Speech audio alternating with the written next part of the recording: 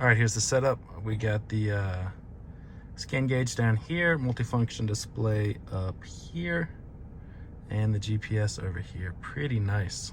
All right, I'm working on installing an old school GPS. I just love them. Found this nice little mount here that's somewhat flexible, and it's got a VHB on the bottom. I'm gonna clean off the surface here and stick that on just about like that. I'll probably put two little screws in, one in the front, one in the back up here. I know it's not great, but I did it to the other one and it's been on there for 4.5 years and I've loved every day of having it. So that's the plan. All right, I just used acetone to clean the area. There you can see the finish is slightly different. It did eat into it just a little bit. That's why you want to only clean the area that you're working on. But it should stick really, really well now. Might still add a couple little screws. All right, there it is mounted. Looks really secure. I will probably still add two little micro screws to the front and the back of this. I know it'll make two little tiny holes in this, but all right, I was thinking about like the forces acting on this thing. So the GPS is going to be hanging here on the front and it's going to be trying to lift the back. So I think I just need one screw. So I'll put one little screw in the back and now I'll put it all together. All right, there's been an update on the GPS. That little flexi mount base thing sounded good. It was not good. It flexed like crazy. Anyway, I found this other one. It is hard plastic. I accidentally broke it trying to flex it, but I just ended up shaving that off. That's the near side there. You can see that it has a double ball, so there's more adjustability now. And I used two little mounting screws that you can see there. The real icing on the cake is that you can see that the power cable disappears behind this vent, which is so sick. Basically, this vent, the whole thing can slide rearward, or that's how it pops out. It's tricky, you have to be careful. I started at the top. I used some plastic pry tools, but this vent can pop out. It goes straight rearward, and then you can snake the cable down, and it kind of like goes down through here, and it pops out here. I had to use like a bit of wire to push it down, tape the end of the USB plug, and then pull it back up through.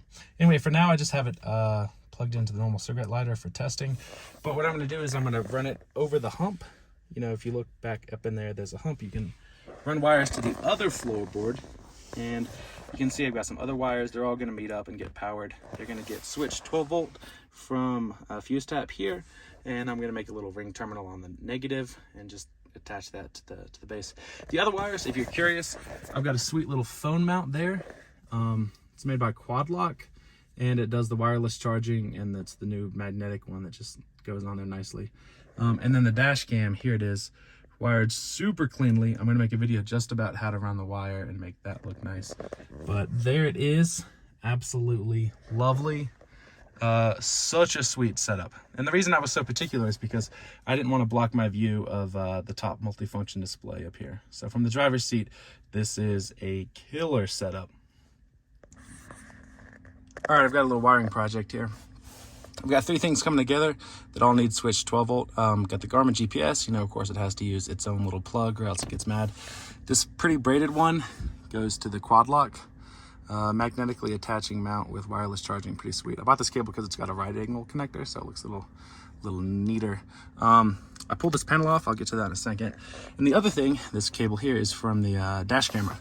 So I've got a dash camera up there. You can see it. The wire runs into here. You can pull off this part if you pop off this trim piece, and then there's two Phillips heads and that comes down. And then you go around, tuck this under here, run it down the A-pillar, pop it down, and then it comes out here, which is pretty nice. So obviously you can see that the two barrel plugs are gonna go into here. To keep my cigarette plugs available, I'm gonna cut this off.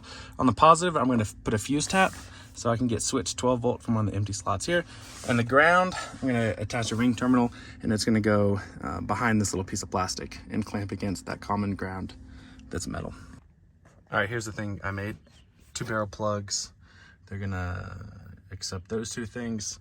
I've got a fuse tap on the positive side. I'm gonna grab from slot number 1. That one seems to have the behavior I want. My ground is gonna be under that plastic thing right there. And I'm gonna put some dielectric grease on there to make sure it's nice and conductive. And I already scratched it, sanded it, and make sure it's nice and got some bare metal. Same thing under here too. Yeah, let's hook it up. All right, here's the setup. We got the Scan gauge down here, multifunction display up here, and the GPS over here. Pretty nice. Not bad.